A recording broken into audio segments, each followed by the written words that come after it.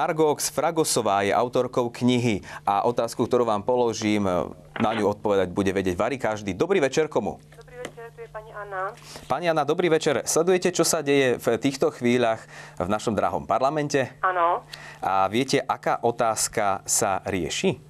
No, otázka eurovalu, či sa schváli, alebo nie. Čo to znamená pre nás bežných občanov a pre štát ako taký? No tak, je to vážna vec, no, lebo bude to mať dosah. Aj za niekoľko rokov sa to prejaví. Vy sama ste za to, aby takáto forma pomoci bola poskytnutá? No, ja si myslím, že nehovoria, čo je za tým. Čo bude o niekoľko rokov. Tak a úplne na záver, prezrate mi, ako to vyzerá teraz, ja to nesledujem. No, ja si myslím, že to schvália, lebo to by potom znamenalo veľkú izoláciu. Tak, bola to kontrolná, jednoduchá otázka. Euroval to bolo správne slovo, ktoré sme chceli počuť. Sleduje to varí celé Slovensko. Samozrejme, popri štrajku učiteľov, problémoch s lekármi, pán kolega Ondek prikývol. Tak ja myslím, že kniha a ceny sú vaše. Užite si ich zdraví.